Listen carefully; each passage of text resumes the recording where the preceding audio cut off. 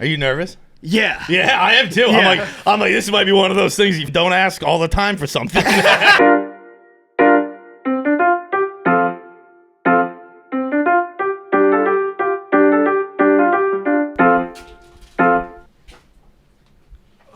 What's up, big dog? We're gonna have to sit where Jackie sits Yeah, for a here. second. You sit here. Wait, no. What? No. Just for a minute.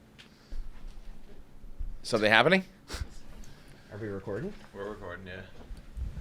What's going on? We got the dog on KFC Radio. He's gone rogue and taken over the show. You don't know about this? I have no don't idea know about this. about Do you guys this. know? You know about this, John, Okay. what's the one thing you say I should do more of? Maybe more than once every 5 years. Roast. Whew. Oh, you roasting us? You want to sit over there? That's just way too close. I can't. I go over there. I just can't be in punching range. Is this inspired by something specific, or just like it's your 5-year Oh, it's roast? like no, like you guys are leaving. Oh, okay, got it. I wasn't sure if this was like we did something. No, you roast the ones you love. Got it. things. Okay. If you don't mind, I'm gonna read it off paper. That's a long. Yeah. No, it's not that long. It's not that long. All right, you're good, Nate. Are you nervous? Yeah. Yeah, I am too. Yeah. I'm like, this might be one of those things you fucking don't ask all the time for something. Be careful what you wish for. Yeah, I hope this is fucking pointed at him. I didn't say this shit. I don't want this. That's a very good point. Yeah. You read this the first half or second half. Leave the other one out. No, my heart is beating very. It's when it was at the award show. It was like in front of everybody. It made this more, is like it we're made, right fucking. yeah. Go ahead, Nate. It made more sense. All right, let's run through it. All right. God, this is nerve-wracking. You got this. But it's like we know. making them. Like you came in here. I know. Shut up. We'll edit all that out. All right. I want to look at you, but I don't. I'm sad you guys are ending the show. KFC Radio is the original Barstool Sports podcast. You guys have had so many comedians and actors on, always giving a platform to the guests who weren't famous enough to go and Pardon My Take. There were many iterations of KFC Radio. Of course, it started with the 3 Catholics. Kevin, you're Catholic, right? Yes. Yes, right. So you and then the 2 guys you met from Mass. Well done. And then never forget the Asa Akira era of KFC Radio. Mm-hmm. Of course, I mean never forget in the 9/11 way, as in it was an absolute disaster. How is it even possible that Asa has worked with thousands of men and somehow John Feitelberg and Kevin Clancy are the 2 she had absolutely zero chemistry with? Kevin, I admire that you made millions of dollars in the Barstool sale, but are still dedicated to looking homeless. And John, I admire that you made $0 off the Barstool sale and are still dedicated to dressing like a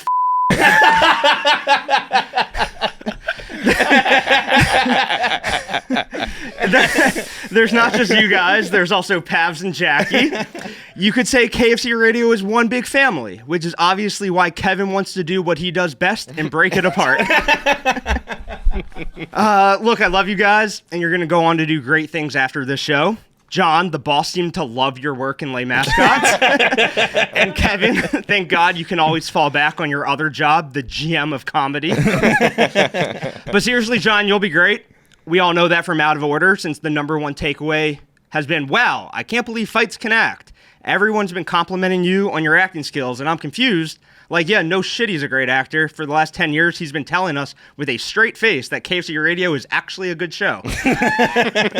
And Kevin, you crush it on 1 Minute Man. Absolutely crush it. You should be proud to be the second best Fordham graduate at Barstool Sports at spewing regurgitated takes into your phone behind Jackman.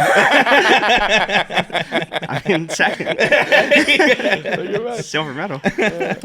So here's the KFC Radio. I'll always appreciate you guys for the years of entertainment, for putting yourselves out there, and for paving the way for the rest of the successful shows who, without you guys, would have never cracked the code and figured out that special recipe called 2 guys talking to a microphone. Can't wait to see what you do next. I know we'll all be watching. God bless. That was great. More than every 5 years. I was right. You could have. Who knows, Nate? If you barged in here and did that more often, maybe we wouldn't be ending. Maybe you could have been a third mic. Who knows? Maybe I would have got a raise in the last 3 years. That was excellent. That was great. What was? Sorry, let me fix my mic. What was the Was it just like show's ending and I want to do this, or was there like an impetus for this? Since I did the jokes at the award show, I've been writing new ones, but I can't use the KFC Radio ones if we ever do it again. Oh, got it. So I had to do them So now. wait, you got these in the tuck waiting No, for like literally only one. Only two of them.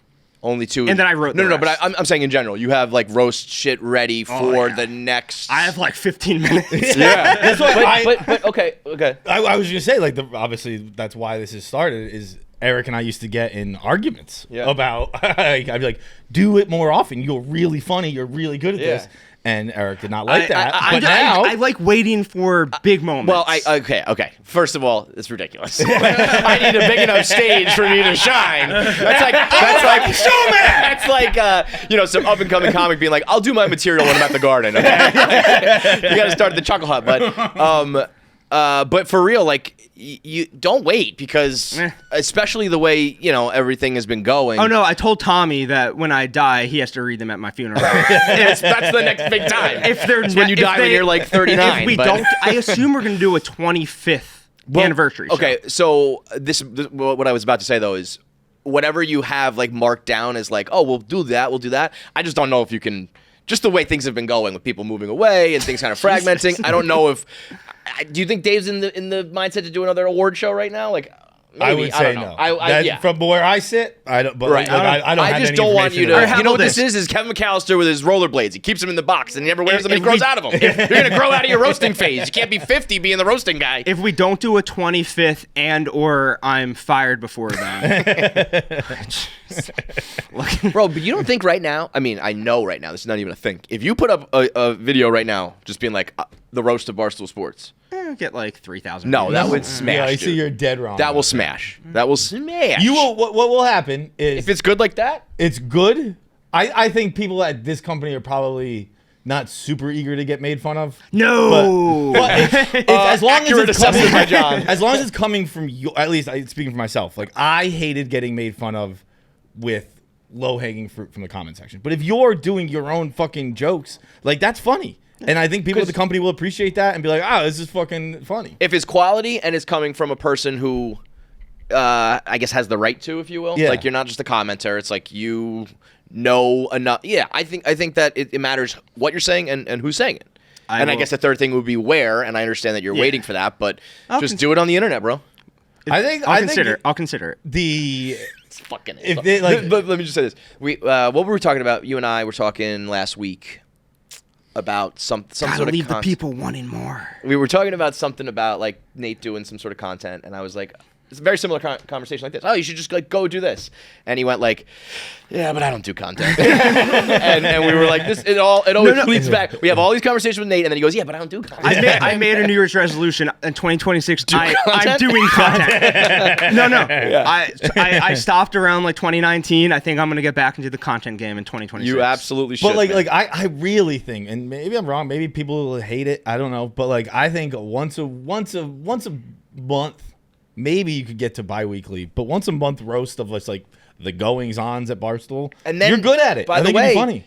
It opens, like, if you're good at that and people are like, oh, that's the roasting guy, then you can start to do outside of Barstool. You know what I mean? What's that phrase? The chickens come home to roost. It's going to be a bloodbath. Well, yeah. So I mean, I wouldn't recommend this for like peace of mind and general sanity and happiness, but it'll do. That's why I stopped making content. Yeah.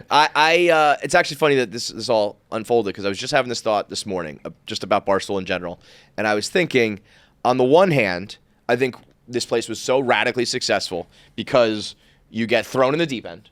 And so, whoever kind of makes it, they truly make it. There's not many like fake propped up people here, if at all, right? Like you're just kind of. Wow, sorry, I'm just thinking about the recipe of two guys on a microphone. we cracked the code, man. Wait, what? That joke was funny. Like, we found the recipe that no one else could crack. Two guys. But I do have one more. Let's hear it. Wait, why did you keep this one? It's called an encore. Excuse me, I'm not a roasting guy. I don't know. I should have known. I should have. What that one? guy I in liked a little coat. We want one more joke. One more joke. Yeah. So this is one that I wrote for if we ever did like a big one again. So I didn't want to say it originally here because it involves people not in the room. I was like, I'll just do KFC Radio one, but I don't know. You guys are feeling it. I don't have it written down though. So. You got this. Off top, I mean, top. this is part of being a guy. You know, you got So basically, it's like Trent's here. Give it up for Trent. Woo! Yeah, Big Daddy Trent. Yeah. So Trent was once the world's fattest baby, only to be surpassed by Frank the Tank. Frank the Tank gets upset at literally everything besides the diabetes that's going to kill him. Frank, of course, is a Mets fan, which is a group of overpaid and fuck. It's like a group I can see it though. I see where you're going. It's good. A group of overpaid stars that nobody else wants, or as we call it, KFC Radio. You got it. If you nailed that, you got to deliver that No, well. I didn't write it down, but yeah. By the way, real quick on Frank, what an all-time Notre Dame mush from him. You see that?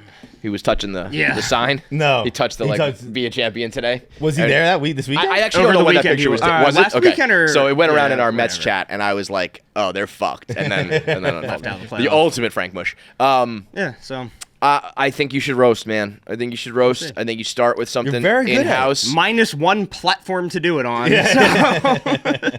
Well, I think you should do them in the office. Like we should do something here where like once a month, once a whatever, whenever you have what your we should set do ready. is like, so we had this idea.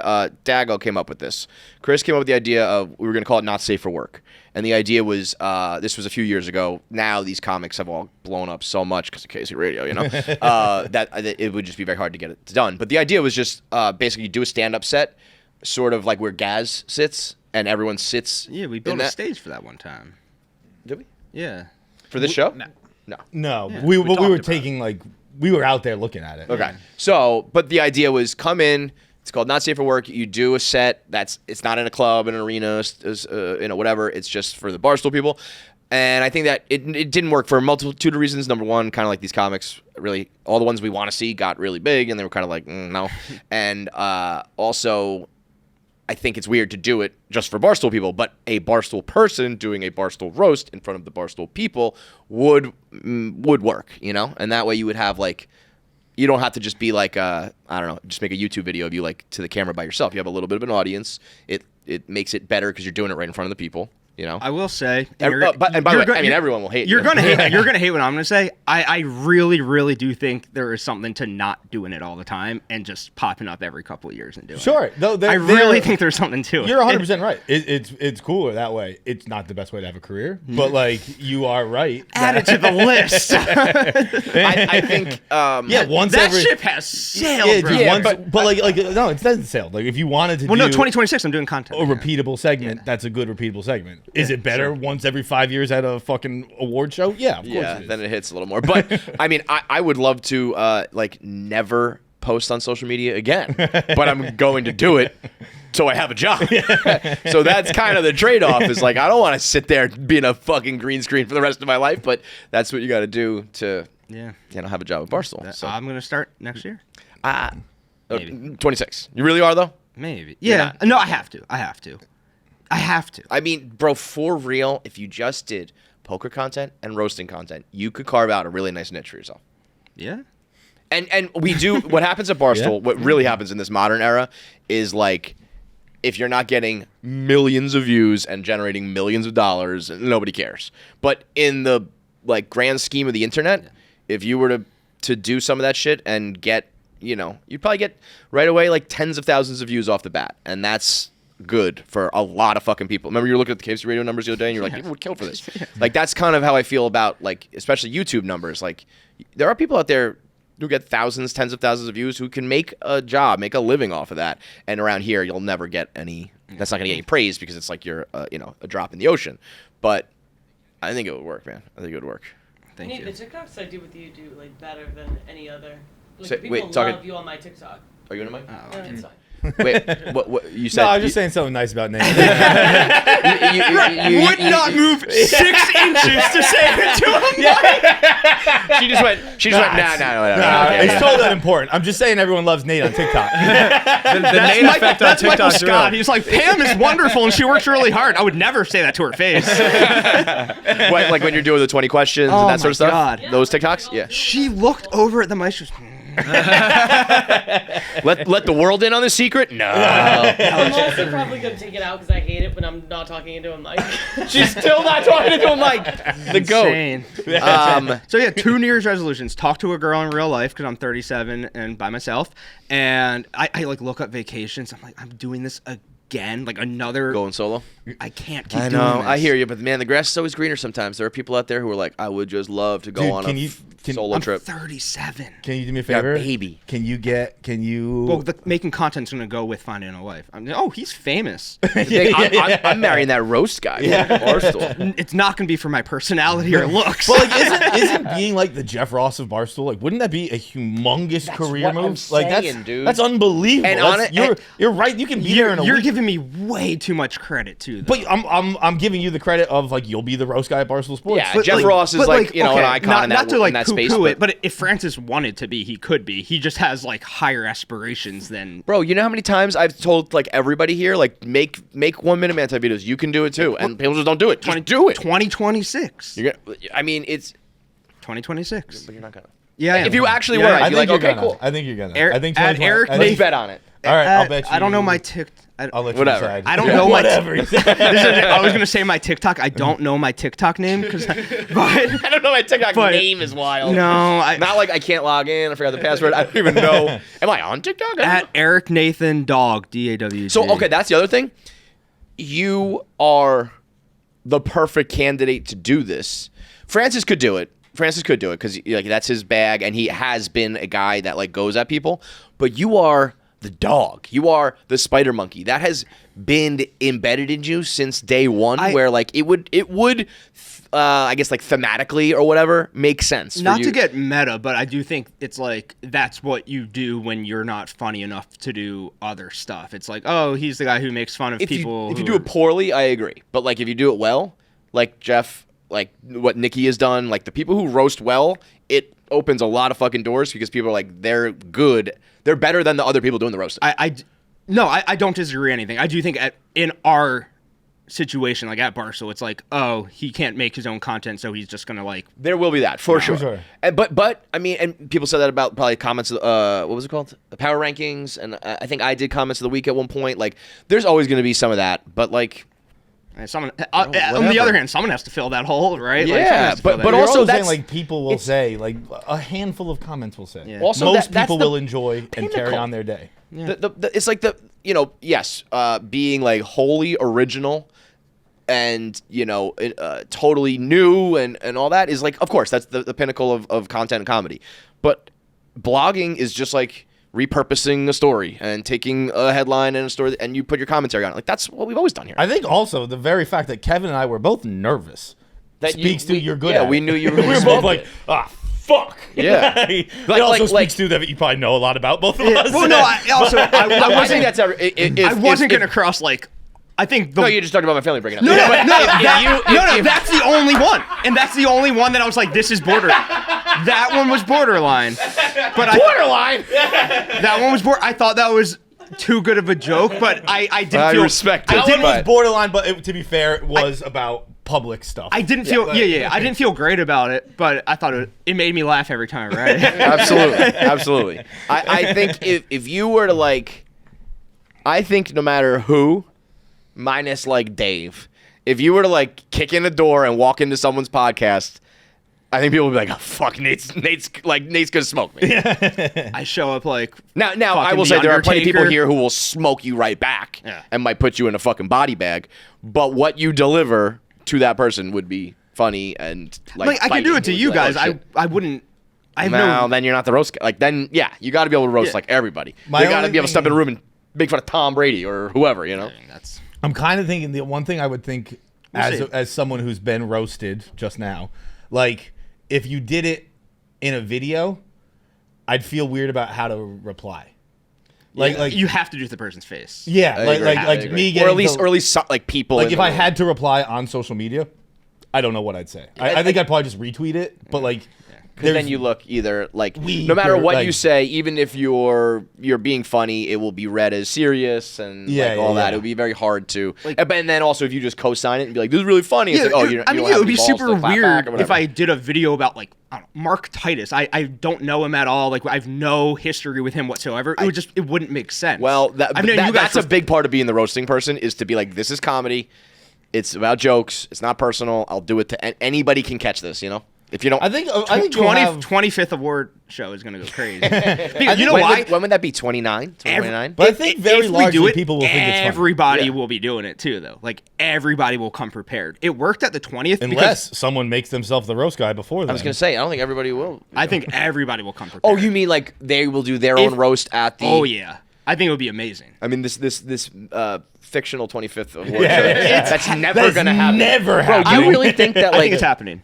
Wait, Do you have, for, like, inside for real? information? What Nope. year? No. That would be 2029. Am I correct? I don't know. He started in 04.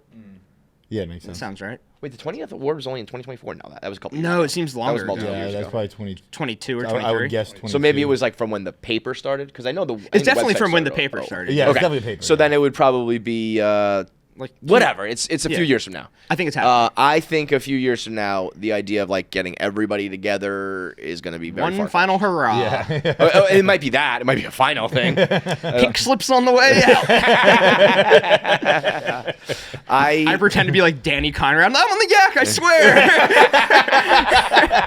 See, that was good. That was a quick little roast. I didn't mean that as a roast. I meant that as a career-saving idea. I think It's like men who dress up as women to save themselves on the Titanic. that was funny. I like that. Say that about somebody here. That's good. I think there you'll also get you'll put some people in a pretzel, the people who hate Barstool and like are laughing with you and being like, yeah, fuck those guys. But then they're also Well, like, that's what I supporting meant them. about the internet clips. Those will go Yeah. crazy. Because people 'Cause- won't even know you're a Barstool guy. They'll be like, this guy's awesome, crushing Barstool. Bro, there are people right now quote tweeting Dave's video Oh, about you Pete see Carroll this? being like, Oh, it's going big. You saw what happened with Pete Carroll and the Raiders? No. So there was like 50 seconds left in the game. Clock's running out, and there's like this random penalty called like a delay of game penalty. And that moves the ball up like a few yards, and then Pete Carroll kicks this meaningless field goal just to cover. With 1 second left to Yeah, cover. it was like they were down 10. He kicked a field goal. 7. So whatever it was. Yeah, 10 to 7. Didn't right. cover 8 and a Yeah. half. And so Dave had the Broncos, and he's making a Dave video. It's Right. like, Pete Carroll needs to be fucking killed. Put him in jail. And people are like, Dave Portnoy calling for the murder of someone. Like, remind him of this next time he says that. Like, my feelings are hurt from words. You know. And that's obviously so silly. But the point being that like people will, if you say something that makes fun of Dave, you will have a whole legion of the Blue Check Brigade who loves it, and that'll be your audience. Which, by the way, this video, it's the main story on the internet right now. Is it really that big? It's people. I mean, from what I just heard, that sounds. no. He's made this it's video. totally a normal- He's it's made this Dave. video 300 times after losing a bet. This is He illegal. goes, Put him in he jail. goes, ref, jail, Pete Carroll, jail. If I It's see so him, I'm normal. gonna hit him in the nose. And Newsmax, or not News, like Newsweek, like It's silly. the news are reaching out for comment, and all the million follower check marks are saying like Dave can say Does this, he but say not. kill him? Killing's. I do. Well, When he you hear, bro, I'm gonna play. Yes, it's like if you does. if you He read the does. transcript, yes, he's calling for the murder of Pete Carroll. Yes. When you watch the video, it's like this is just what Dave has done, and I mean maybe your point is correct that like On Wake there's Up just certain things Barstool- you can't do anymore if you're gonna be playing in that field. I but do. on I Wake would Up Barstool, say- he said Barstool is anti-murder. He did clarify. Hang on, I'm in double speed here. How do I stop that? Fuck! That's the worst beat of all time. That is cheating. I don't do it, but What the fuck? Alright, why gotta rewind this? That's the worst fucking beat of all time. This is the worst beat of all time. Pete Carroll should be in fucking prison. Prison for Pete Carroll. First of all, the refs, everybody. This is prison. This is prison. There's 16 seconds left in the game. By the way, the play before this, there was fucking 20 seconds. They threw it.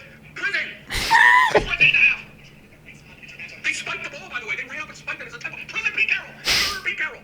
There it is. I think he was good until then. But I think you also- throw in the murder. You're a little, How can you watch that and really think he's calling for Right. the murder? I Not absolutely- you. Yeah. No, I don't think. But like once he went to murder, I went. I can see people getting mad about That's it. like, Not you know, in that if I was like, I'm tone. gonna kill you, Nate, and someone's like, KFC wants to murder Yeah. someone, it's like, come on. The But- game is dead. You can't do anything no, on the but internet the anymore. point stands that if you even make a somewhat of a salient point with a funny punchline, these people will fucking use it. Also, not the And people then I Dave want will on my really side. hate him. I was gonna say, imagine if Nate becomes the hero of the anti-Dave. I mean, but that's it. Not That is really like- what I want. Isn't that the fucking perfect? That's yeah. not really really what the I story. want. I mean, Dave has said it all the time about like Nadu and Rico. It's Batman and Joker. I always say it's like Peter Griffin and the chicken. But the real one is I Dave was the and Nate. I was have the been original doing this one for dance. sure. Yes, Yeah. you're the dog. That's why this whole persona fits. Yeah, but I don't want to be Dave's number one enemy.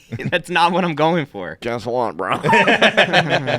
Maybe not number one, but you're like already top 5, so you might as well have a career out of it. We're good right now. I think, yeah, you're good right now. We are. So here was what I was going to bring up earlier because I was thinking about this.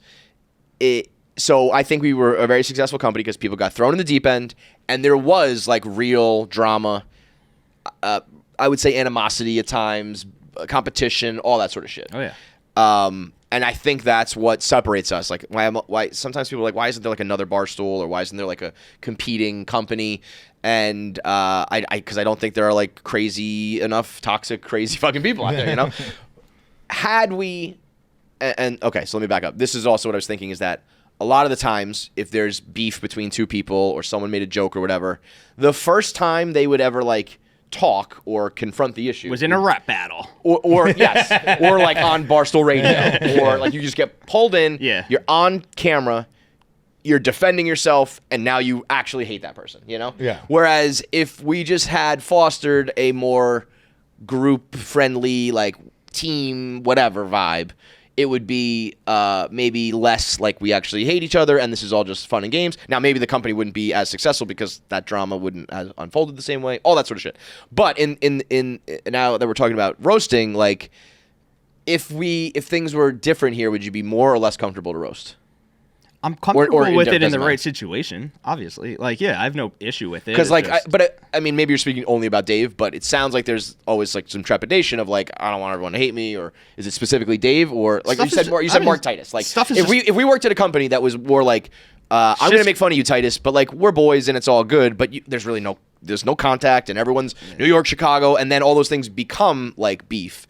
If we had made an atmosphere that wasn't the case, would it be different? I just think for you? times have changed. Like 8 years ago, power rankings, me and Smitty, like everybody at each other's throats. It's just not that way anymore, and there's no need to force that. But I think back then there were stakes because Dave cared, like about the blog and about how people were received and people working. Dave just does his own thing now. So I think people used to get so mad because it was like, what the fuck, Dave's gonna see that, and like I'm gonna be in trouble. And like, Yeah. I don't think people have. I don't think the stakes are the same. But as they even once were. beyond Dave, like, do you think, like, to go back to that Titus example, like, if you were to just roast Titus out of nowhere right now, it would be a thing. But that, I don't think people would just, I like, also think laugh that off. I think It that's would be like a thing I think it's for- just like kind of silly to do that. Like it's just out of nowhere to do that. I just don't think it the would, roast idea is dead. I just don't I think mean, it would that's hit. what roasting I is. don't think it would hit correctly. Like it would just be like it's too forced. Yeah, no, that might be the case too. If that's your opinion, that's your opinion. And then wait for like a 5-year, Yeah. and then it makes sense. 'Cause it's like, I'm all right, a we're doing fucking this award show. cicada, just Yeah. drop out of the trees. Yeah. Well, thank you All right, guys. thank Good you. stuff, Nate. That was excellent. Yeah, well We'll done. see you in 5 years. Yeah. Good luck with whatever you guys do now. This will be your last. This is your last KFC Radio appearance. Man. Been a pleasure. Thank you. Pleasure. Thank you. Excellent. Technically, the Tom Pelfrey's our last guest. Like, I don't know, maybe Nate will like fuck that up. It's beginning to look a lot like the holidays on the house at DraftKings Casino. Celebrate the season with bright lights and big wins on your favorite casino games, all available on DraftKings. Spin more than 1,000 slots. Everything from the classics to exclusive new releases. So I know a lot of people use DraftKings to place your sports bets, but if you love the casino games and table games and all that, DraftKings has all that available on their app with, like I said, thousands of different slots to play for them. Right now, new players can get 500 spins over 10 days on your choice of cash eruption slots. So if you got the slots itch and you want to go, you get 500 spins for the next 10 days. You could make the holiday season a ball. You could have a grand old time and stack up some money with DraftKings right now. New players, 500 spins over the next 10 days on your choice of cash eruption slots. So download the app and sign up with code KFC. Then choose from 10 different cash eruption slots and let it spin. In partnership with DraftKings Casino, the crown is yours. That's DraftKings, code KFC for 500 spins over the next 10 days on the cash eruption slots. Aura Frames is not only is it a high quality digital picture frame for you and your family to share memories. Most importantly, it's just the easiest gift to give this season. When you're looking for something for a family member or a friend or somebody that's like, I don't know what to get them. I don't want to spend too much money. I want to give them something, but I also want it to be thoughtful. All that and more in Aura Frames. It's a digital frame that you can connect to your phone or your tablet or wherever you keep your pictures. And it just updates in like a slideshow fashion. So you have a ever-changing digital picture frame in your house, or give it to your parents so they can see the grandkids, or give it to your family members who live across the country they don't get to see often. Give the gift of family and memories with Aura Frames. Right now, you can get their Carver matte frame, which is their best-selling frame. You can get $35 off when you go to auraframes.com. You can personalize your gift, add a message to it or name to it. There's a gift box that's included, and it allows you to share your photos and videos effortlessly right from your phone all year long. That's auraframes.com, A-U-R-A, frames.com. Promo code KFC. And you can get $35 off their number one selling frame, the Carver matte frame, all by using promo code KFC at checkout. Terms and conditions apply. That's auraframes.com, promo code KFC. Now I'm asking, when did you guys set that up? Yeah. I didn't know. Brought it up to me about 4 times last week. No, that's great. I got that. I want him doing more of that. That's the initiative that, like, I know he does it probably because, A, he's, like, friends with us, which means, B, he knows a lot about us. Yeah. But more importantly, like, C, is that he, like, knows he can do it. He's comfortable. That's kind of, I was not articulating it well, but I was like, if that was fostered a little bit more, where it was like, yeah, come on in and roast me. I don't think there's many people at the company that would do that. Yeah. And if they did do it, it would be like very much under duress. Like, oh yeah, I totally don't care. And on the inside, they'd be like, I think I really believe that people only care because they see comments and stuff. Like that's just but fucking funny. Like, so even that's kind of what I mean about the whole. I think what will happen is they're either scared comments will start repeating those jokes, got it. or they'll scared that comments will keep going. Nate fucking killed you. Nate fucking killed you. Yes. That's just my guess. Yeah. I don't know. That's what I mean. That's 100% it. So And like, that just stop people- looking at that check, you people fucking are morons. people are so afraid to take an L or be the butt of the joke or whatever that I don't think it's like they would take it personally. I think it's like other people are going to take it to heart. And people get like conspiratorial about it too. They'd be like, he only said that because that person said that about me. It's like, first of all, you might be right. I don't fucking know where he gets his it's just jokes a from, fucking but like, joke. Yeah. I want him to keep doing it because I think it's funny. I think in a weird way, it's like the most thin-skinned people on the internet are here. You know what I mean? Like people we dish always it, we don't said take that it. at Barstool. Like, Yeah. from Dave, everybody's like, gotta have thick skin. Here, I don't think anyone here has fucking thick skin. Yeah. I think Or, like, everyone's got the thinnest skin imaginable. They are that's not totally true. I think like the thinnest of skin are people who like just disappear altogether. Like Barstool has the I think the thinnest skinned people are people constantly reading, thinking that they're gonna flip the switch, flip the opinion. Like That's a fair point. Constantly That's a fair reading, like, point. they think this, they think this, they think this. I'm gonna trick them. I'm gonna not trick them. I'm gonna convince them I'm cool. I'm gonna convince them I'm good. Yeah. Like I think those people are thin skinned. Where it's like, let them think what they think. Yeah. Who gives a fuck? What is it? Let them.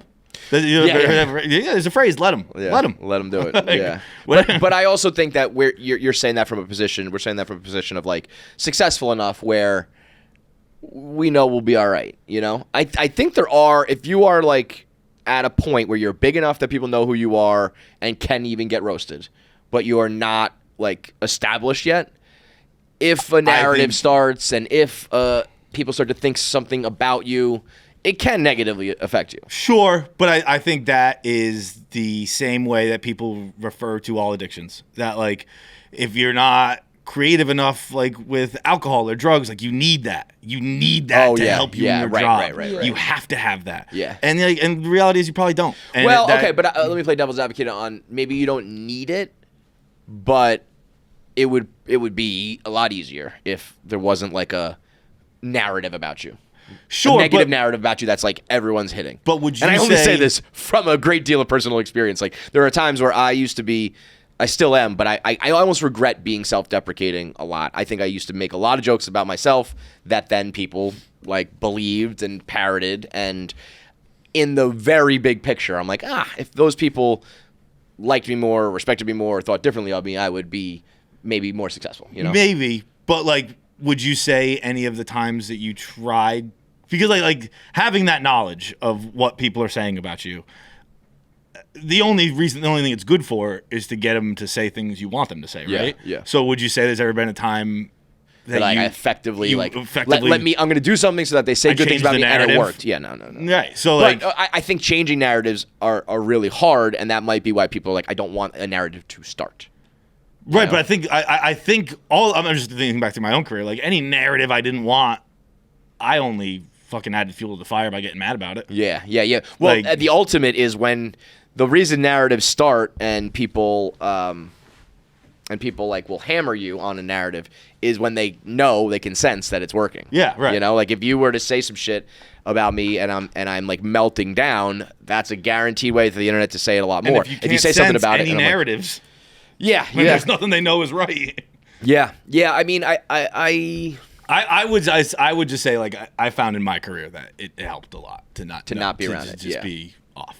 And everyone's doing different things. Like for what I want to do with my career, like maybe it helps being off. But like if I wanted to be argumentative and shit like that, like I'd have to do that kind of thing. But like I would say ultimately the place you're at is like the goal to get to, where you don't care, you don't look at it. Not that you don't care, but you don't look at it. No, I would say I care more than anyone here. But so you take steps to not be influenced by it. Like I want things to be liked. Right. I think that it hurts my path to the goal when I'm constantly getting correct. Like it's micromanaging versus like macromanaging. Like I don't need an update every fucking time. Right. Just at the end of the day, did I get there? It's like the stock market. You know, some ups and downs, but as long as you're going up. But I think that is like nirvana. I think that's like achieving the top of like your the mentality you need to have on the internet is like what you've achieved. Yeah. I think very few people can get there for multiple reasons. Number one, it's like just literally hard mentally and emotionally to get there. Number two, it's hard to have enough longevity. We talked about this last episode where you're like, once you know, all right, I'm going to be here tomorrow and the next day and the next year. And I don't want to take it for granted like I'm always going to have a career, always be fine. But I know that I have enough in front of me that something going bad or a comment or whatever is not going to hurt me, you know? But if you don't have that mentality yet and you don't necessarily have that security, it's just hard to reach that level, you know?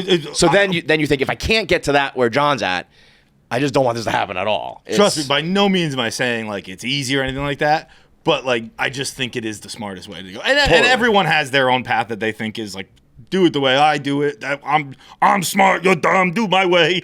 But like I don't know what the answer is. I just know like it's been effective for me. I think it's just like also a journey that like everyone needs to find it's almost like when you tell your friend like not to go for the toxic guy, it's like no matter how many times you say it, she's gonna text him late at night, but it's like 100%. She has to figure it out for herself. Gotta let the kids make this, let them touch the oven. Exactly. I will say though, with having a flood of positivity for, I don't want to say the first time, but it's few and far between for us where it's like there's a big event or something happens where people give you love. It impacted me a lot in a positive way. And so I was thinking like, this is an extreme where I don't think regular people are just getting constantly showered with love. That's the other opposite end of the spectrum. But it did make me think like this made me feel so much better that if there wasn't a lot of negativity, man, I'd be like so much happier. You know? So if everyone gets hate on the internet, but if you are, I've always thought on the internet for either reasons for like your own fault or reasons out of your control, you fall into the haves or the have-nots. And sometimes it's because you're an asshole and you did something wrong. Sometimes it's just like, I don't know, people don't like the way your fucking face looks, you know? But it's if you're in that boat where like you're generally well received and supported publicly, vocally, it's got to be pretty fucking sweet because it you know, even just like a week of it, I was like, wow, oh man, Dude, this was every day. I'd be like, be president, you know. From when I like stopped looking, which at this point is probably 3-4 years ago, what I see with my own eyes hasn't changed at all. On like average, 2 people a day say, "What's up, Fights? Big fan." I go, "Yo, thanks, man." Oh, okay. That's been like that my entire career. Right. For 15 years. It's been 2 or 3 people a day go, "Yo, Fights, big fan." Maybe some we'll give it up to 5. Some depending on the day, but on average about 3 to 5 people say something. And that's what it's been for 15 years. Mm-hmm. But until I stopped looking at everything online, I never even realized them.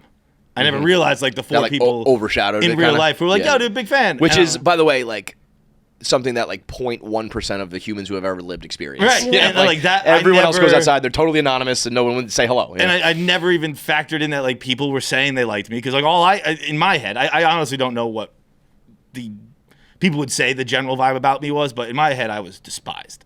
Everyone fucking hated me. But 4 people a day in the street would say hi. Yeah. And now I have no idea that anyone hates me. But 4 people in the street say hi a day, and I'm like, fucking That's people, good enough. people are pretty Yeah. nice to me. Yeah. You know, like- I think that I think I've noticed it with us, people from our our age, basically. I've said this before. We really are like the first people to go through this, ever in the world, right? On this scale, and I think we have reached a point of like, there's levels to. You read everything and you are totally impacted by it. Then you lie and tell everyone you don't read everything. Then you actually reach a point where you don't read it, but you're still like aware and impacted. And then the top level is like, this doesn't affect me, or affects me little. Yeah, you can't right. ever say it totally. Sure, no, God. But like that's and I think that because we're the first people to go through it, I'm hoping that like the rest of the internet, both like people who do it professionally and people who just are on the internet, get to that point. Maybe that's asking a lot, but I think like as a society, we could reach a level of we use the internet, we post it to like I want to be hot, I want to be cool, I want to be funny, but whatever people are saying don't like totally define who you are and impact your behavior. You know what I mean? Dude, Like, if we've gotten there, I think the regular people are trailing behind us next. We had to do it. We went through the fire. And now maybe they'll pick up that like mindset. Because man, wouldn't that just be a better place where it's like you can't be like get off the internet. And that's not gonna happen. But just use the internet and don't let it completely consume It's a tool, you. not your life. Yes. Yeah. Dude, there's a scene in The Good Place, that show, Ted Danson and Kristen Bell. I think it's like season 3, maybe season 2, where Jamel, I think is her name. She has to walk through a hallway. It's like a hotel hallway. Mm-hmm. And if she gets to the end, she gets to heaven. She gets to go to the good place. But in her walk there, she has to walk by rooms. And in the rooms, it'll say the people that are in the room. And they're talking about her. Oh, yeah. And I remember watching that scene going, like, who gives a fuck? Just fucking walk. Walk to heaven. But, What are you that's talking about? probably a lot of she people doesn't who- get there. Yeah. She gets like a room that her parents are in, and she like opens the door and like goes into there because she has to hear what her parents are saying about her. I'm like, I remember watching that and being like, who the fuck gives a shit? Yeah. Why do you have to hear what anyone thinks about you? And it's basically mentions, comments, all that stuff. I think I'm almost at a point where not only would I absolutely walk right through to get to heaven, I think I'd like walk through if there was a sandwich at the end. It's like, I think I would. I think I would. You could tell me there's nothing over there, and I go, but I'm still not going in these rooms. Yeah, no. There's a bunch of people talking about Right, me. yeah, the elevator base at the end of the hallway. Perfect. See you on the ground Sound floor. good. Yeah, you could even put something like a punishment at the end. It's like it's still not. When you get to the end of that, you're gonna step on a rake and it's gonna hit you in the face. I'll do that anyway. I honestly thought that scene. I liked the show up until then. I probably didn't watch afterwards. I thought that scene was so dumb. But that I was like, how a lot would of people that? who would- I was that like- would I was resonate like, with. everyone would just walk through that. And then in the years that have passed since that, I'm going, no, they wouldn't. I don't think people would walk through that. I Yeah. don't think people would check into every fucking room. Every room. Like you can't open one door. It's like, okay, I'm going to open all 12 of them. Yeah. Where are you at? I feel like your summer was tough with feedback and comments and the reality show and all that. In general, where are you at? I actually think like I now figured out how to like, it obviously still affects me a little bit, and I really don't read like as much anymore. I almost think like I figured out how to use it like now when I see something, I almost feel like confidence sometimes comes from when somebody says something bad about you and you could say, no, I don't actually believe that, and reject it. That is the pinnacle. And now I see, like I used to like really think I was ugly, and now if I see somebody say I'm ugly, I'm like, no, I'm not though. Like I know that I'm not, and then I can feel like, and then every time I see that and I think like that, I have that thought like, no, I'm not, then I'm just like, okay, confidence built a little bit more. And now I almost feel like I look at it as a tool. Like I think also when somebody says something mean, I understand more it's a projection of, it's like sounds dumb, but it really is. It's all corny, dumb, and cliche, but it's all fucking true. And dude, you want to know a cliche one that I saw the other day that was like, that is me and that is accurate? It was like, it said like something along the lines of like, just so you know, if you flip your general mood to generally amused rather than generally annoyed, you pretty much enter God mode. Yeah. And like everything is like like rather than like fucking if idiot. you can laugh rather it than, off, like, the fucking idiot. yes. You know? Yeah. If like what a shitty existence that if Nate came in here and said those things and it like really ruined our day, rather than just being like, that was funny, man. Yeah. And really meaning it. Because like I said, there's that phase in the middle where you say that doesn't bother you, but you're lying to yourself, you're lying to the public. So when you really reach that level of like, that was funny, that's why I was going to say, I mean, sometimes comics, I've gotten into that world a little bit. They're like thin-skinned, but in general, they're like immersed in that world. So it's like, we bust balls and then we're friends afterwards and all that sort of shit. And it's almost like immersion therapy. You have to like go through it to be okay with it in the end. But man, even if I you find weren't, like it sucks. God mode to be like appreciating everything for the human experience of itself. Like Yep. I do that a just- lot too because I have no other choice. But sometimes I'm like, Yeah. I've lived through all of this stuff. even It's like, cool I that feel like we did live through it. It's cool Yeah. that, and I mean like not that we lived through anything specific, but I mean we in the royal we.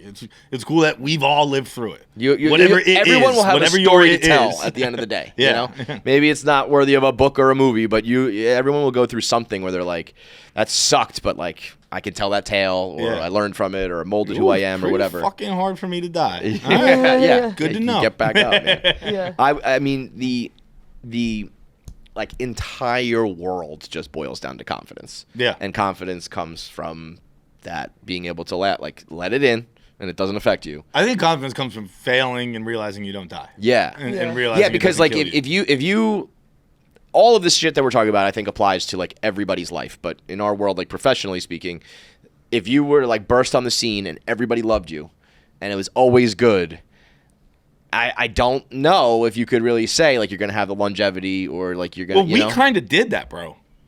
That is something that I feel like we don't really think about a lot. I was saying this to maybe Pavs Noah. I might have been saying this to Bert. Like, our introduction to the entertainment world is insane. Like, our first live shows ever, we sold out the Wilbur 2 nights in a row, dude. That is true. I mean, that's 2 nights in a row. Back-to-back shows in one night. Yeah. That, like, our idea of putting tickets on sale is you sell 3,000 immediately. Yeah. That's fucking That's not nuts. Yeah, it's not even close to That's it. not how it works Not even at all. close, yeah. So, like, we kind of had that. I felt it for sure, just, like, throughout my career of, like, I'm only a moderate success or not even, like, but I started as a huge, so I'm like a failure. And that's not the case. It's just you had a different intro. Now you have a different middle ground. Now you have a different later ground. Like, everything's just your own thing. And I always think often about like if I thought about like an actor or singer or something, and it's like, oh yeah, like their first album went like 10 times platinum, and then they kind of dipped down, but then they did a movie and that was cool, and then they disappeared for a little bit, and then a TV show, and it's like you would never be like that just looks like a normal career. You know what I mean? But for myself, I'm like, unless it's just up, better, more. Every day is better than the last. Yeah, right, for real. And like the same thing with life, even in general. Like I think it's human nature to assume that things are going to get better.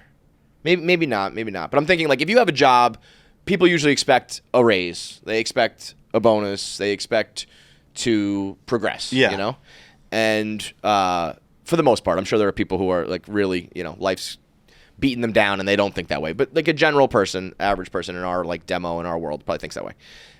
And like, I don't know. I look at like my dad like got laid off at like the peak of his career, came out of nowhere and knocked him on his ass, and then he got back up and got back to the top, and like that shit happens. Good. Like that's probably gonna happen to everybody, and you don't think it's gonna, and then but when it does and you bounce back is I think when you're like, it really is that experience that makes you like better and smarter and more able, because it's like, oh, I went through that. Whereas if it was all good all the time, it's like you don't even know if you can get back up. You might be a person who gets knocked on your ass and you're fucking done. And you see it every day in smaller things. Like I'm worried about it with the Patriots right now. The path's been too easy. They need to get punched in the face once. Like, I'm dead serious. Like if everything's good all the time, like you're like, I don't know if they're playoff ready yet. Yeah, it's like unless you can guarantee no adversity ever, right? You better go through it a little bit. Well, I was like hoping Burrow would come back for that Bengals game, but like you need the tests. They all have to happen, otherwise you're not ready for the ultimate one. Yeah, it's almost like when what was it? It was somebody was like going for an undefeated season, and they lost. I guess maybe it was the opposite. I don't know. Sometimes I thought you were slow playing me on the Patriots joke. No. I think I reversed it. It was when the Giants beat the Colts at the end of the year. And it was that, I think, also the year they won the Super Bowl, and it was almost like they needed like a stupid point. But I think that adversity is where you can't like force adversity in a weird way. Yeah. You know what I mean? No, it's like people are talking about how Travis Kelce said her and Taylor Swift never fought. And so then there's kind of this discourse online about, like, is that a good thing or a bad thing? I think there's a bunch of people in toxic relationships who fight all the fucking time who are telling you have to fight. If you don't fight, you'll never know. But, like, there is some truth to that. But I'd say in all of my good relationships, I would say generally we never fought. Not we never fought, but, like, if you were asking me about my relationship, you'd be like, do you guys fight a lot? Like, nah, not really. It's also a semantics game. Like, what does fight mean? Yeah. If you're like, we've never had a difference of opinion. I've never disappointed the person. My standard for fight is pretty fucking high. Right. It's like, oh, you haven't even like smashed a wine bottle and poked it at me. Like, we've never fought. You didn't run away from a stabbing? Like, no, that's not fun. Right. That's the only way you fight. Is when you go like but for real, I mean, in general relationships, fighting is a funny term. There are things that occur in a relationship, or at least again in my world, where I'm like, if someone else said this to me, if a colleague said that to me, you and I would be done professionally. If a stranger on the street said that to me, I would punch you in the face. If this was a friend of mine, I would never talk to you again. But you're involved in a romantic relationship, so you're like, well, I just got to put up with those things. That to me is fucking bonkers. But also, I do think there's some merit to, like, you should go through a test with the person you're dating, or maybe even a professional partner or something like that. But you can't fake that. If you're not fighting, what do you want me to do? Just be like, John, I fucking hate you. I hate the way you dress, and I hate the Patriots. Let's fight. It's like, would you say we've ever fought in our relationship? No, I don't think so. I don't think so either. I don't fight with most people. Fighting's weird. But like, that's what I mean. I totally agree. Like, maybe I'm wrong. Maybe this is like I'm a pushover, and maybe things would be better for me if I didn't do this. But like, what's the phrase? What do they say? Conflict avoidant or something like that. Yeah. Whatever that. I'm that. Like I'm not even avoidant. I wouldn't say. I would just be like, why are we fighting? This is stupid. Like want to just talk? I find it to be an extreme waste of time and energy. Right. But the only thing I will say is that I'm also the king of, like, I'll let that slide, and now it's too big of a problem to fix. So it's probably better to address the little things. But man, like, life, especially if you're talking about relationships and marriage, you're living with somebody like every day. If you pick out all these little things, it's gonna be every fucking day for the rest of your life. You know, it's like, I think it's very lucky to find someone where you truly just click on all levels. But if you don't, you should try to click on all levels and not the opposite of, like, we'll just fight all the fucking time. It's such an energy suck, you know. But even this, I feel like most people prefer, like, a duo, radio, podcasting, bands, all that shit. Like, people usually do end up fighting. Yeah. I think we're the exception. What was the monkey movie? The Robbie Williams one? That movie is called the Robbie Williams Monkey Movie. Yeah. Dude, I enjoyed that movie. I had fun. I watched it on a plane, which kind of doesn't really count. But but there's a scene where, like, they're becoming a boy band, and they're like, mate, in 10 years, we're all going to fucking hate each other. Yeah. But we're all going to be rich. I don't know why I had a southern gum. That's very true. Like, I think that's almost healthy way to do it. Yeah, it's yeah, like yeah. we're gonna crash and burn, but along the but it's gonna be worth it. You know, there's also some relationships like that. It's like, oh yeah, we are not getting married. Oh yeah. We like till death do us part. It's probably gonna be death. We'll call this one of May, December. Yeah, right. But man, in the interim, it's gonna be a ride. So yeah. Anyway, I mean, and the confidence thing to me is also so. I feel like I could and would do so much more content and probably so much better content if I was confident enough to like really say certain things. Like, You want to know how you get confident enough to say certain things? Just say it. No, you just don't look at what the people say back to it. I agree with. Well, no, this is actually more internal. I see so many people on the internet now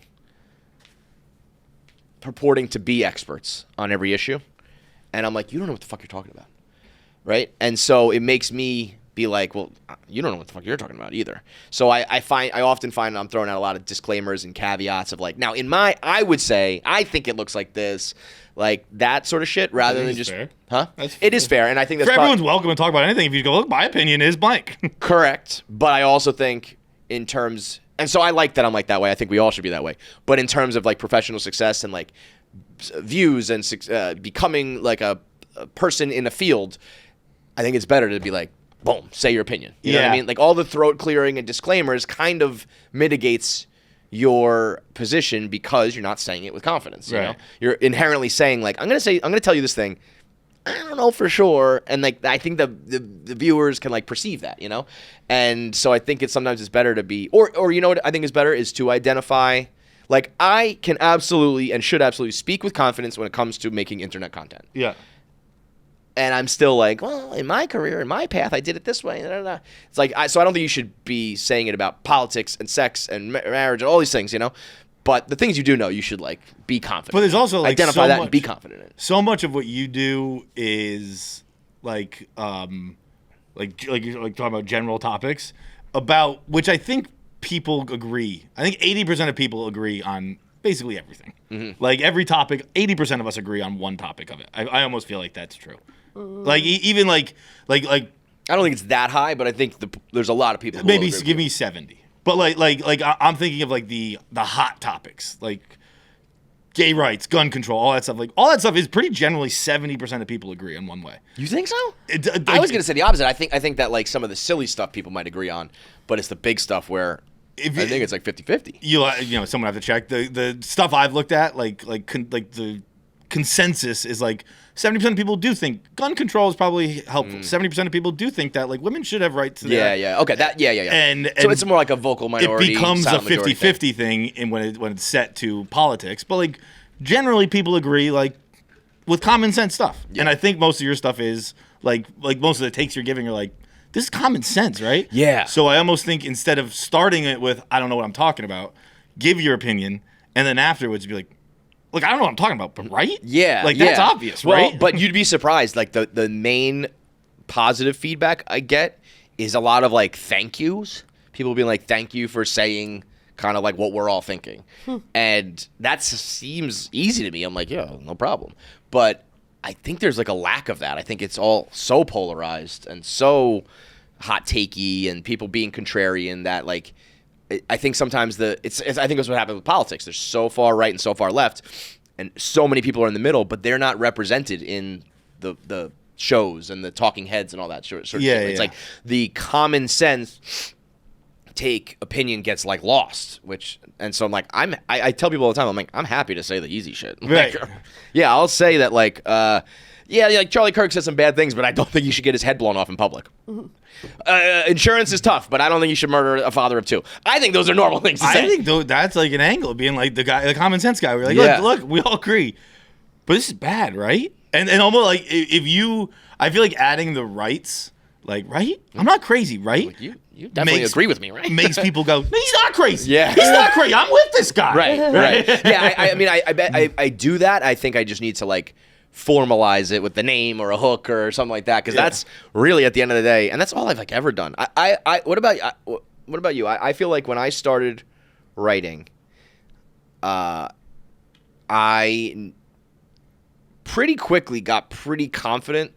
My opinion is the everyman, like for the most part, what you just described. Yeah. Like I very rarely would like have a take on sports or something, whatever it is, and be like, I'm on an island here. No one's going to agree with me, you know? And then once you get the confidence, I go back to the confidence. There was a point where I was blogging where I was like, my gut is really right. Like a lot of times people love it and they agree with it. And there's some discussion, but like for the most part, I know that my first thought is usually going to resonate with people. You know?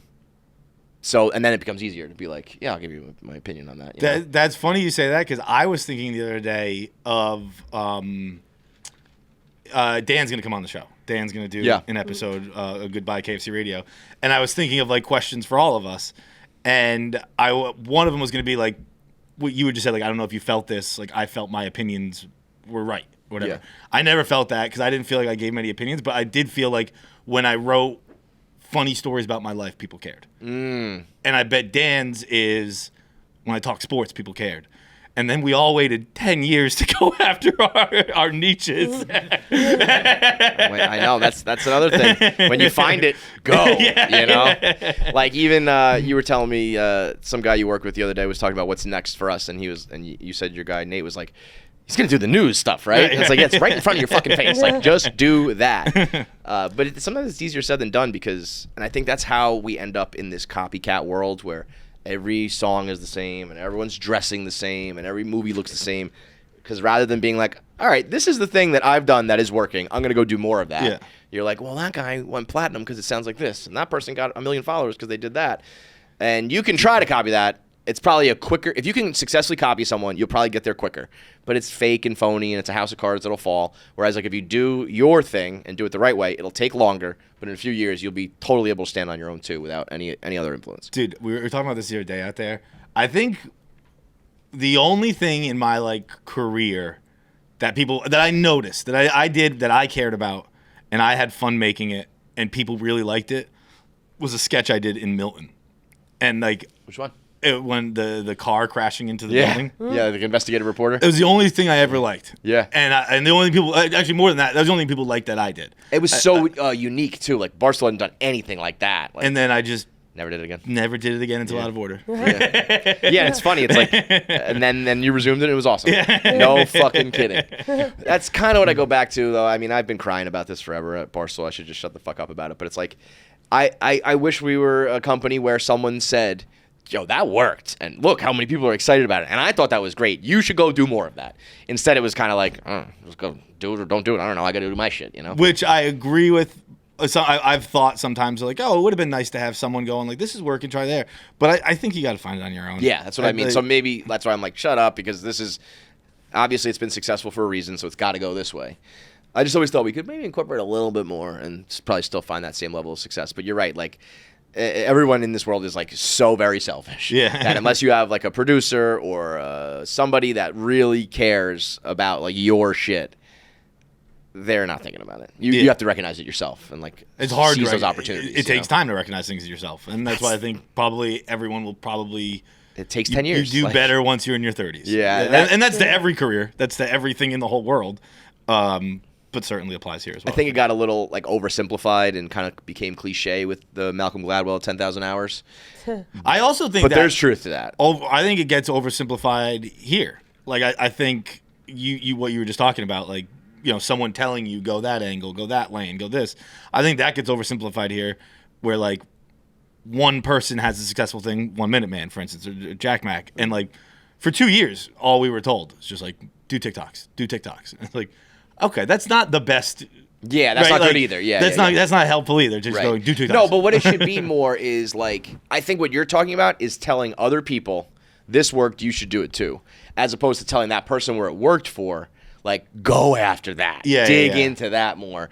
But I also think everything doesn't need to be gone after. Like I don't think for 2 years the company, maybe even longer, maybe 3 years. I don't think 3 years, every meeting, the company needs to be told TikTok. Because obviously, if it's working for you, do it.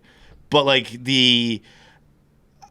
I remember talking to the interns like 2 years ago, and I think the only advice I had was like, learn how to tread water. Yeah, like hang around. Learn how to tread water, and then when a wave that you see that you'll, I fucking know how to ride that wave. Get on that one. Don't get on every single fucking wave. I bet you there's a killer analogy for internet content life and surfing. Yeah. Where it's like, you first of all, you got to learn, and it's an exceedingly, it really kind of works. At least I think, I look at surfing and I'm like, I would love to do that. And there's a lot of people who think like, I want to do that. I could do that. And then you get out there and it's hard as fuck and it takes a long time to get good at it. But then even once you're good at it, you're kind of at the mercy of the ocean. If the wave is big, it's small, if it goes right, whatever. And it's really just about being out there and being prepared for when that wave does come. That's kind of like, it's like kind of, I think what's going to happen with you guys is like you did sketches and then you did a TV show and then like you got to keep going. And I think at some point there will be a break of like a streaming service or a director or somebody will just be like, yeah, and you can't force that, but you can't force it, but you also can't like stop. Or we just make fun sketches in New York, and that's our jobs too, and that's awesome too. Yeah. I was thinking, like, obviously the goals are much higher, but like for me, it is a reach for the moon, land amongst the stars situation. We're like, I don't know, doing it to other mascots is fucking cool too. Yeah, I think being on the internet and having everybody connected, it's so much easier to just look at like more and more like why can't I get to that level, or like, oh, there is another level I didn't even know about because you're seeing them all the time. If that wasn't around and you just achieved like this level of success with this show, you'd be like, all right, I'm good.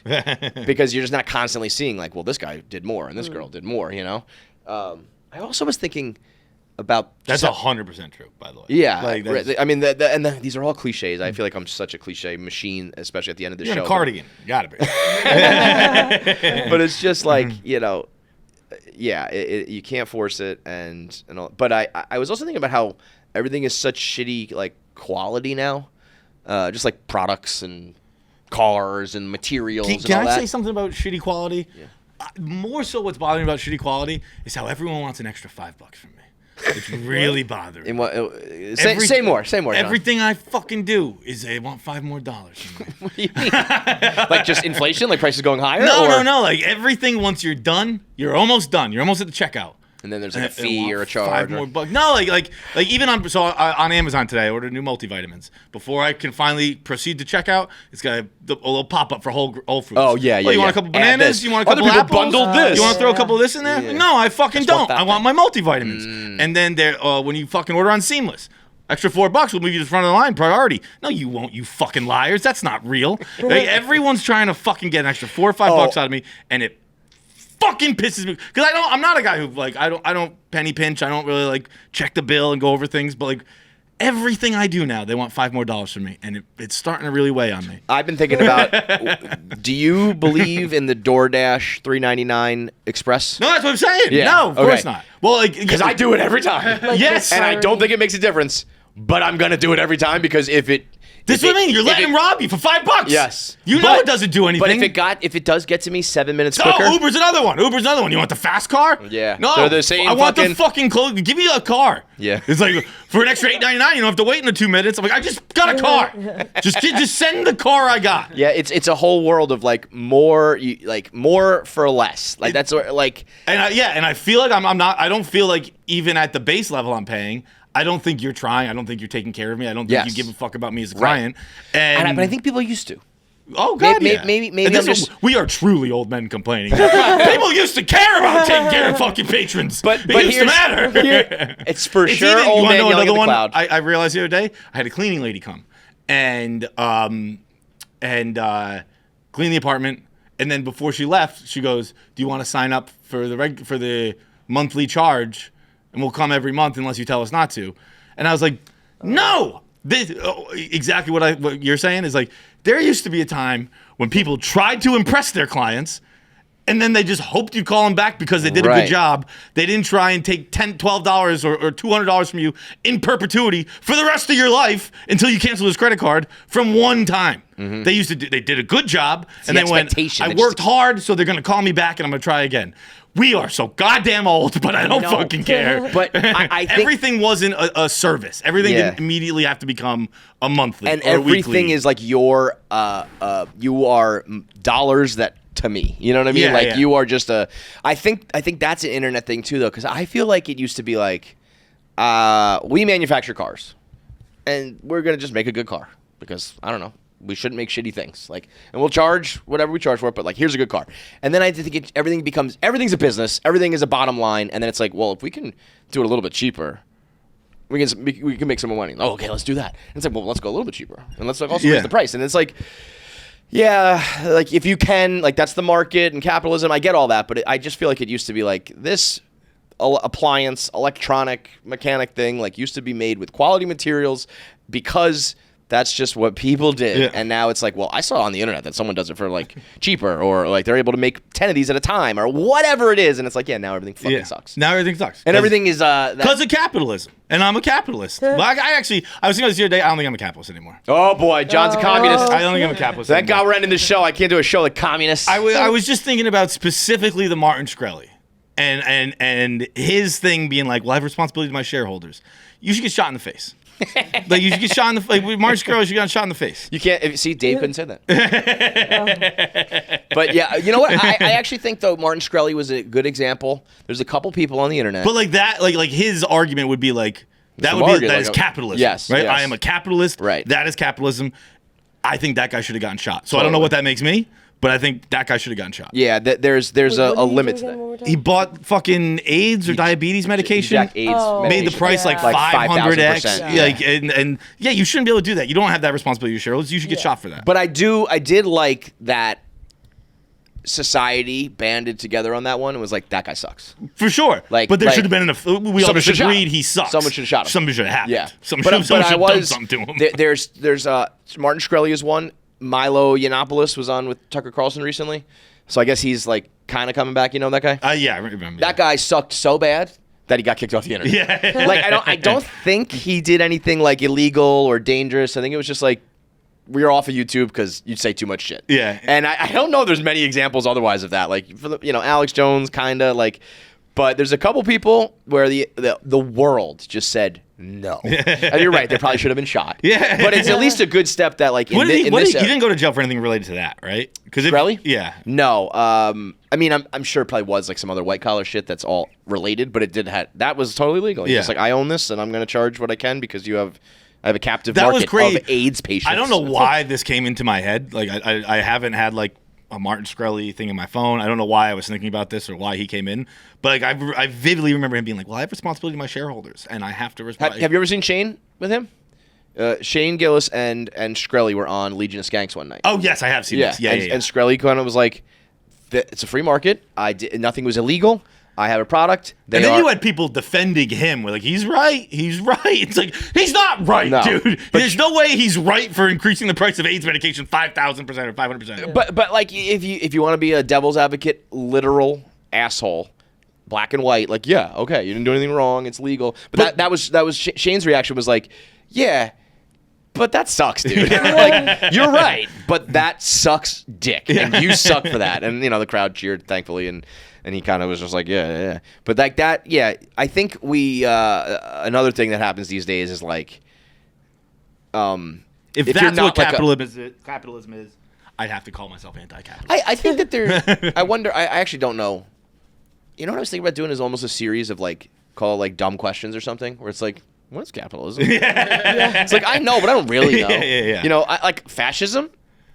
I know that when you get called a fascist, it's bad. I know examples of fascists. I don't really know why communism. Like those are things that kind of what we were just talking about, like saying what a lot of people are thinking.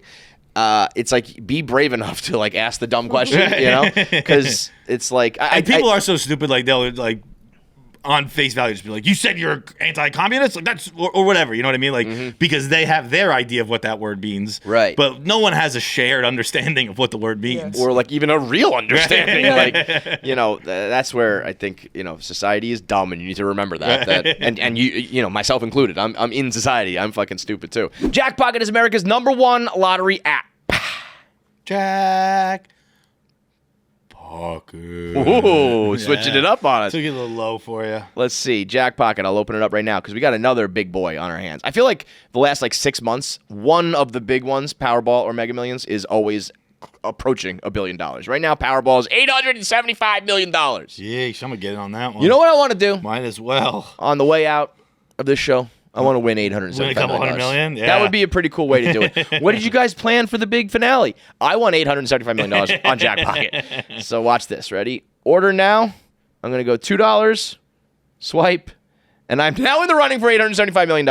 I went with a $10 one. Ooh. Yeah, feeling good. Oh, yeah? today. Oh, yeah? Oh, yeah? Watch this. I'm going to do 10, which means I got $12. So now I have $2 extra that I'm going to win, and you're not going to. It's literally the easiest thing that like has been provided in this world. Like it's so easy. Yeah. Usually it's like the ease of use and it's the user face is intuitive. No, this is like boom, click, done. That's it. That's what I need in this world. That's what Jackpocket does for you. Mega Millions is at 60 million. The New York Lotto is at 12.5, and then you can do $50,000 for take 5, $5,000 for win 4. I think I'm gonna try to win $5,000 real quick. I'm just gonna just pick 4 numbers. Done. Add to cart. Got it. So maybe $5,000 on the way up. $5,000. Yeah. 73 people have become millionaires using Jackpocket. The last time I did this ad, it was 70. And then it was like 71, 72. This number just keeps going up. So there are millionaires being made every day on Jackpocket where you can order official state lottery tickets right on your phone. All of it is easy and affordable when you go to Jackpocket and use promo code KFC2. You get $5 in free lottery credits. So you can order 2.5 Powerball tickets. You can get $5 at Mega Millions. Spread it out however you want. $5 in free lottery credits when you download Jackpocket, opt in, and use promo code KFC2 at Jackpocket, America's #1 lottery app. Blue Chew, the original dick pill tablet monster. We started our podcast in 2012. I think they started in 2006. Really? They were that early. Wow, I didn't they were know like that. the originators. I believe that's the number. Either way, way back in the day, when this was still taboo, and some people were like, "Wait, what?" and embarrassed about it. Now it's like everybody's got it. You take your daily vitamins, you eat your Flintstones, you eat your Blue Chew.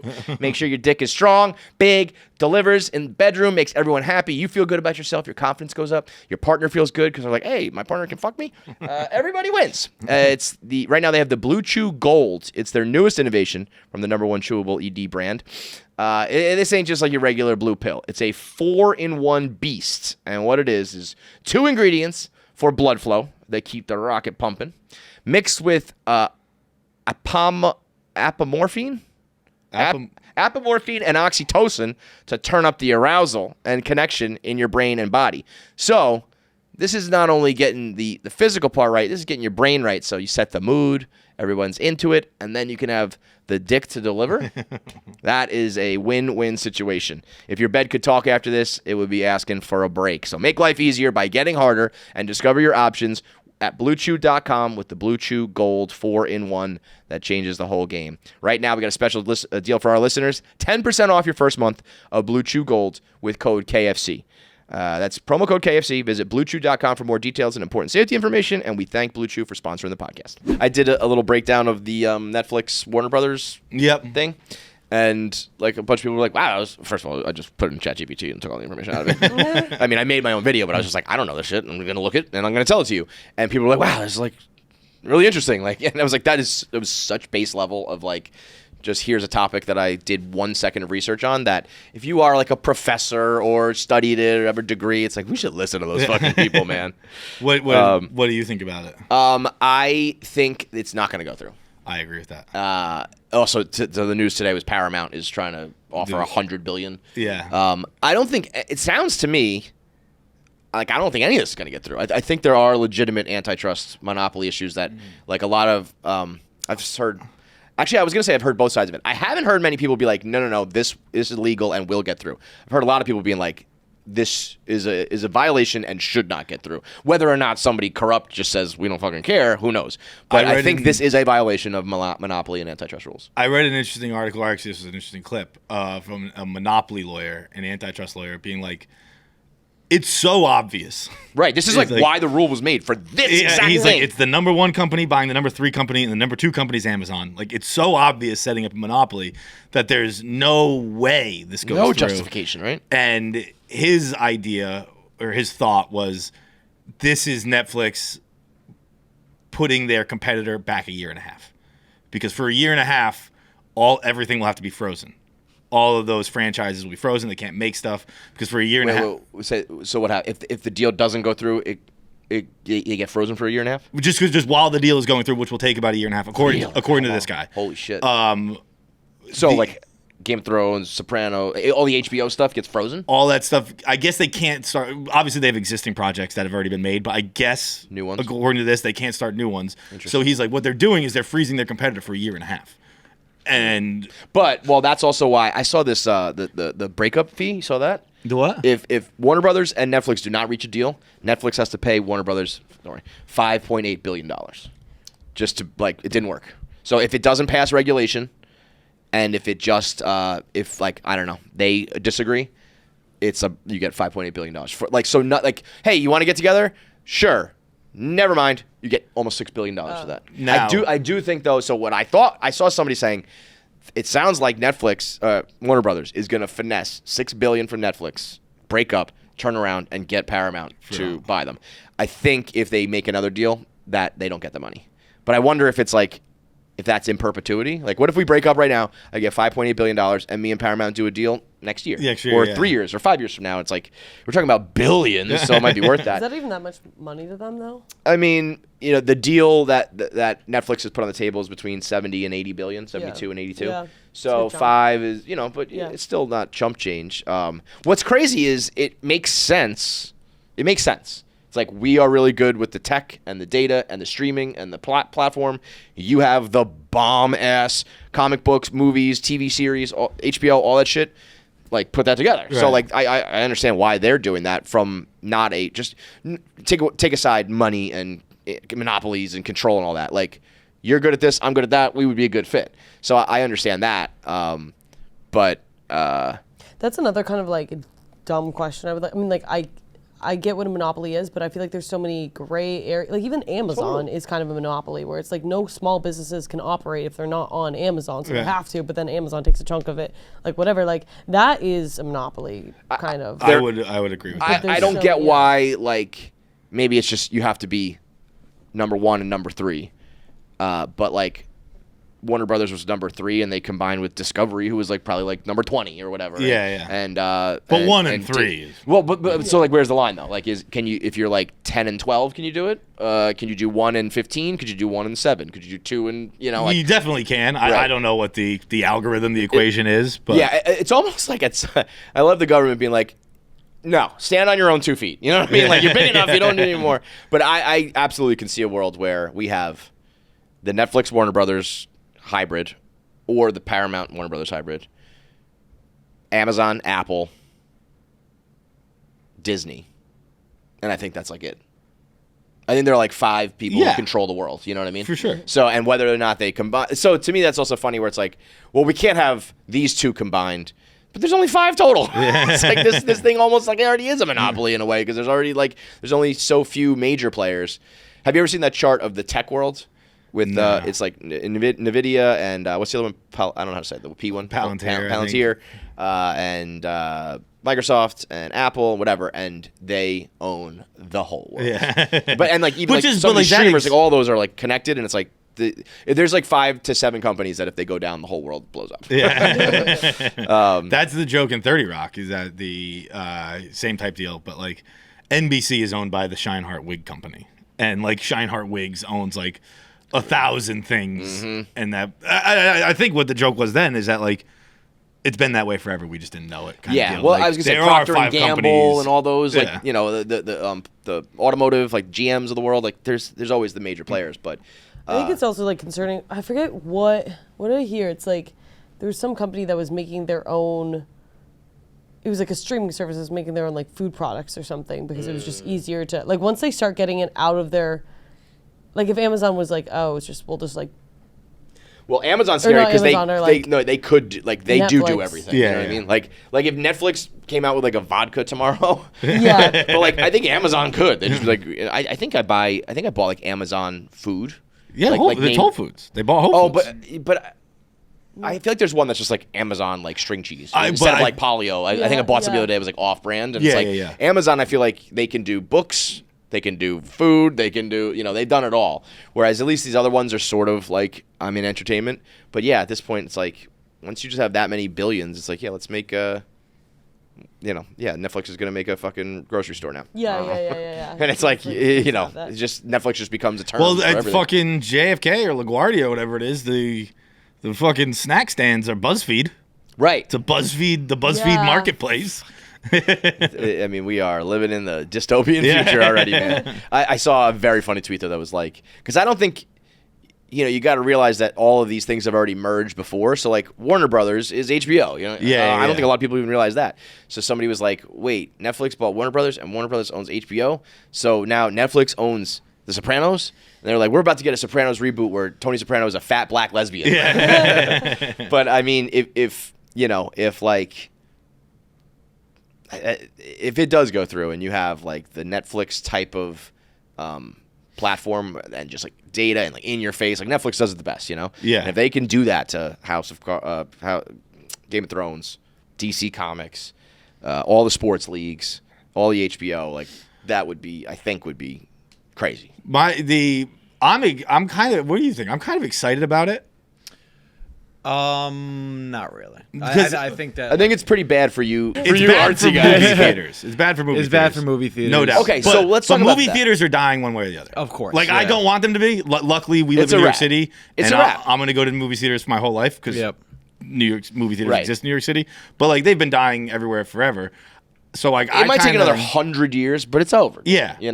But like I think that it at least storytelling will continue, like visual storytelling. I think it'll be Always. easier to make a movie with less risk, which is like They'll be worse. They'll be worse movies, but it'll be Man, good and thing movies for are like pretty creators. bad, Yeah. I think that movie theaters will get cut in half fast. I think a way for movie theaters to respond is to build more IMAX theaters where there's a reason to go to the movies. If you're just going to go to the theater for a little bit of a bigger screen, there's no reason to get people there. There's 2 IMAXs in New York, like that's it, or a 70 millimeter. Like we should learn how to lower those costs so we can get more IMAX 70 millimeters, more of a reason to go to the movie theater. It's like I'm going to go to a roller coaster, basically. I'm not going to go just see like a bigger screen. Yeah. So, I mean, I think this is. I wanted to hear your guys' thoughts on this. You heard what's his name? George Soros? Is that his name? That's his name. I don't know. I Netflix didn't hear guy, what he yeah. said though. So- Wait, no, Ted Sarandos. So Sarandon, yeah, I always, that's why I pause because I always mix those guys up. Sarandon said, like, watching on a small screen, on a big screen doesn't make a difference. Like, good movies you can watch on a phone. Couldn't be more wrong. I know. Like That's why truly couldn't be more wrong. I know, but I think I don't disagree with like coming from like your guys' point of view that it's like probably literally worse. I just don't think enough people care about that. But that, Like, I can that's a watch different statement. That's a different statement. Like that gives me concern then, because like the guy who's in charge of movies shouldn't say there's no difference, because there is a fucking big difference. People don't notice. That's a different story. You're saying something different. If Ted was said, he's like, our consumer doesn't really notice, and I know that there's a humongous difference. I know there's a tremendous amount of effort and things that differ between the two, but it really isn't noticed by the people who consume it. So like we're gonna go more into that. That's a fair business person's perspective. To say it doesn't matter and you're gonna become the guy who's in charge of movies, that's stupid.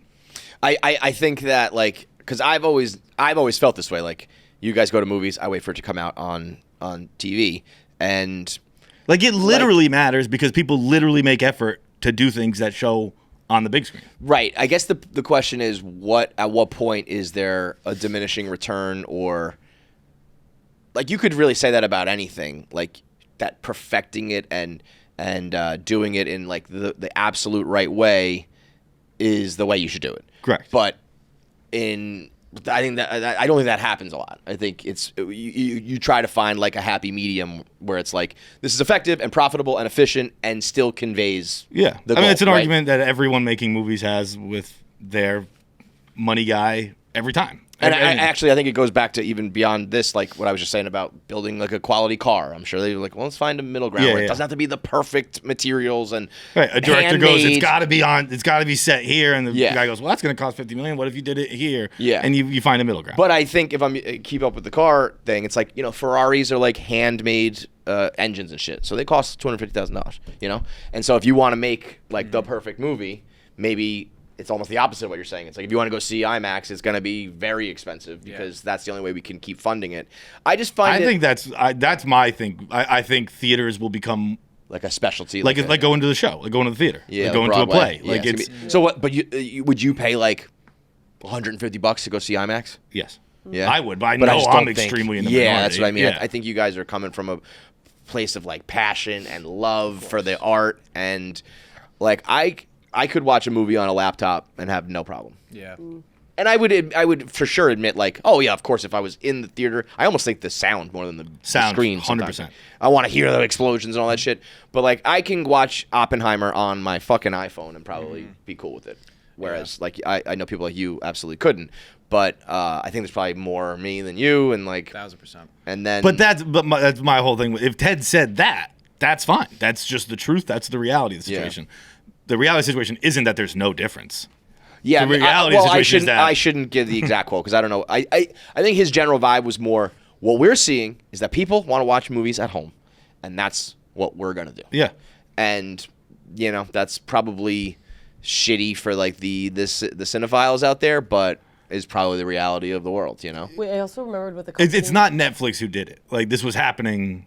Netflix is it's almost like the people say like Trump's a symptom, not the cause. Yeah. Like Netflix People is a symptom, were already not doing the this, and cause. Netflix said, "Okay, we'll do." Yeah. Yeah. I think it was actually what I was saying before. Like Big Five wanted to start a production company so that they could just advertise. Or I don't know if it was Big Five. It was something like Who's that. Big Five doing? I don't know if Big Five is either. Like the Big Five. Like I don't know how to describe it. It's Big Five. Because now I gotta know what it is. Because if you have no way to describe it, It's like a little bit of everything. But like mostly like guns and like hiking shoes, I think. Or, like, what? But like also This like is a brand? sports Big jerseys. Big Five Sporting Goods. Dick's Sporting Goods, sorry. Big Dick's Dicks. No, Yeah. Big Five Sporting Goods. Yeah, but then Dick's Oh, it's Sporting like a Goods is Dick's. what I'm talking about. But it's like a Dick's Sporting Okay, Goods. okay. But I think Big correct me if Five. I'm wrong. It could be Big Five, it could be Dick's, but they're starting their own like production company so that they can just advertise instead of like going to trying to like slip in a movie. They can just like cut the middleman and do that. And I A think very that- popular thing for stores right now. Yeah, well, so I think the more people are going to do that, so then it's just going to be like one big advertisement, and I'm curious to see like how that feels like that's going to take it away. Yeah. But like those advertisements will be like Instagram. I what I read was that like a lot of stores are doing, making like mini shows on their Instagram. Yeah. Where they're like. That's the future. The Yeah, brand, like sponsored Cosmo branded content. had Yeah. like fucking Okay. Millie Bobby Brown being your Yes. intern. Like Yes. I think probably big brands will do that. I can't imagine that lasts very long. I would think consumers get pretty sick of that pretty quick. I think somebody's going to get Quibi right at some point. I think Quibi tried to do it way too big and way too fast, but I think that idea of like small, short form and like targeted and attached to a brand and like you can sign up a superstar, but it's like a 12-minute thing. I think someone's going to get that right, and it's going to be all. I that don't sort of think so. shit. I think because to talk about a show, you have to really like it, and I just don't think anyone's ever going to really like something on their phone. You can be entertained by it, but you're not going to really like it. Maybe look. This is obviously all I I can haven't speak done for it is yet. me. Yeah. But like, I've never been interested in something like that. Like all of these things you've watched on your phone. Have you watched something on your phone and been like, "Holy fucking shit, that was so fucking good," or have you been like, that was fine? No, but with I think that everything? the more you incorporate it into your daily life and like have it become part of your routine, the more you feel like a kinship to it. So I think like I watched all of Vampire Diaries on my phone, and like I say that I have the most like feelings towards Like Vampire fond Diaries memories of because I would like watch it in my room, I'd watch it on the train, or like I'd watch it like everywhere, and like I feel the most comforted by that show, that like too. all that. I whereas- watched Breaking Bad. Sorry, keep going. No, yeah. I watched Breaking Bad and saw it Always Sunny. We're like both coming out around the same time, and I was commuting into the city for school, and I watched it on an iPod Touch or whatever that was, and yeah, I have like a fond memory of it. I Yeah, do. and that's like. But those are marketing- also, how old were you? I think High that's school. also a thing we as people do with entertainment is like we liken it to the times of our lives rather than There's like nostalgia. where it's like, connected oh, I to it don't and- want to see this movie. Like when a sequel comes out and like this sucked, and it's like you Yeah, 'cause didn't you want weren't to watch 17 Happy years old. Gilmore 2. You Yeah, wanted to yeah. be 16. Right, Is what you right, fucking right. wanted, and I think that might be what's happening here. But or maybe you guys just really like No, it. I it's not that I prefer it or anything. It's just I don't. I for sure understand that the sound and the screen and the shared experience and the popcorn and all that shit heightens it. It's just like the opportunity cost or whatever that like. But if I can just sit on my couch and watch it at home, I'll do that. You know. But you're willing to go. It was good, right? Like you're that extra level, that extra effort is how to me. I can only speak for me, but like that's when I really love stuff. But I don't really. There's not often I watch something at home. Definitely not something I watch something at home like with the lights on and shit like that, where I walk away and go, holy shit! I'm fucking mind blown. It's usually like in a theater, or at least at very least at night. It's not like if I'm watching something in the middle of the day, the if I'm pausing it and stopping it, I can enjoy it and I go, I saw it. Yeah, I liked it. That was good. All right, that was cool. I did like that part. But I'm not going to walk away and go. Are you talking specifically movies though? Because I do this with television all the time. Television's a little bit more of a fickle beast. So like, I think that's also a difference is that what Netflix is really doing is blending movies and television. Television also has like I think a movie, when done right, like the pacing for the whole movie is important. And if you stop it and you go do something, you break the tension. You break the whole pacing, you break all that. TV has that stuff built in. Yeah. They have like the commercial breaks and episodes end. Seasons, So like the pacing breaks and you don't have that tension. That really might be the problem is that we're kind of conflating two things. That like television, I just, when I watch Mad Men, I think I'm putting Mad Men as my second favorite show of all time. Really? And I had this thought the other day that I was like, isn't it a sad thought that you probably have heard your favorite song ever already? Oh God, yeah. Right? And your favorite show. And you're like from now until you're dead, you'll probably never hear another song that you're like, that's actually my favorite song. It's all from when you were 16 to 20. Eighth grade is like when it happens. But the reason this came to me was because I was like, I gotta rearrange my whole list for Mad Men. I loved it that much. And that's obviously a TV show that I watch sometimes during the day and sometimes, falling asleep on the couch or whatever. But I have a very fond memory of it. And that was a TV show. And I think it used to be like TV and movies, and now like Netflix just kind of throws it all together. So, and that's why I think it's also not like the end of the world. I don't know. I don't think anything that can happen is the end of the world. But like the Netflix Warner Brothers merger, like I think it's obviously awful for movie theaters, for which are already dying. They're like there's 20 of us who still like going. You gotta really live in New York City. You gotta really like incentivize it for normal people. I'm trying to think of what would get me to be like, okay, yeah, I will like go to that. They're doing that with like the Odyssey, for instance. It's like they're shooting the entire thing as 70mm IMAX. They made special cameras for it, special sound for it, special film stock. Like that is like, but there's that's Christopher Nolan with 7 of the best actors in the world. Right. You're gonna get maybe one of those a year. Yeah. I think that Marty Supreme is gonna be crazy big because people are already feeling that the movie theaters are being threatened to take away from them. And this is a big movie coming out. I could see Marty Supreme going crazy. But really, wait, would you say the people are threatened? People are feeling that movie theaters are gonna get taken away from them. And just because of what we're talking about now. We're talking about Marty Supreme's the next big movie to come out. So I feel like people are gonna flock to the theaters for that. Yeah, it's one of those things where it's almost like you gotta show it. You know what I mean? Like, no, it's like and unfortunately, I don't know how many people you are. Don't move our team. Fucking get in the stands, dude. I know. Right? And unfortunately, like I don't want. And I get, to the people of Oakland, I understand that you had a bad owner who wouldn't spend money on a team. You're like the 15 Oakland A's fans. Yeah, It's like we hear you, and I know it sucks for you, but the average person doesn't want to fucking see that. Yeah. And I'm like, I hate that I'm like even contributing to this notion at all, but I'm one of those guys, where it's just like I don't need it. But as someone who loves it, what a blessing that like people still want to watch. Like that's another thing I learned over the weekend. All this fucking whining and waxing and shit we do about movie theaters, like they're dying. I mean, you know how much fucking movie theaters made at the box office this year? How much? Take a guess. Like hundreds and hundreds of millions. $9 billion. Movie ticket costs $15. Yeah, it's a lot. A lot of people go to the fucking movies. Yeah. Okay. Didn't you say it was up 5%? Up more than 5% now. Once it's gonna, I would guess by the end of the year, because I think Zootopia is gonna do a couple $100 million. Fire and Ash is gonna do a couple $100 million. Marty Supreme will probably do 50. 50. Because it's only gonna get one weekend in this year. Yeah. So you're looking at another $500 million coming in. Probably in like a couple weeks. Yeah. Throughout the next few weeks. Yeah. Like that's a massive year. Mm-hmm. That's bigger than the years they've had in past, except for like 2022. It got up to like $10 billion. Like we're complaining about a $10 billion industry. Yeah. $10 billion a year, and we're saying that this fucking industry is going out of business. It's probably At $15, you can only get a ticket for one price. Right? Like, there's no one buying a $500,000 ticket. Right. This is $9 billion divided by 15. Yeah. That to me is a lot of people going to movies every day. And that number is just tickets, or is that As like far the as I know, theater yes. experience? Yeah. It's probably a lot like radio, where it's like, radio's like dead, and it's like there's a bunch of fucking people listening to. It's WFAN like all what they the did time, about and- baseball. Baseball. Yeah, baseball. Every year we have to be killing an industry. as a matter movies of are going to be fact- fine. Your whole life, movies are going to be just fine. And I think things go up once the is dead narrative really starts. Yeah. Like- Because then people like want to kill it. Baseball. They're like, yes. Yeah, I hate movies. Right, Fuck that. right. But then you, it's almost like you need to reach that breaking point, because then there are people who want to kill it, and there's the people who are going to rally for Yeah. it. It's like baseball, like the World Series was outrating the NBA and shit. And I have to think that's because people were like, no, I watch. You know? So you almost need to challenge people and see like, all right, prove it, make it profitable enough, make it like.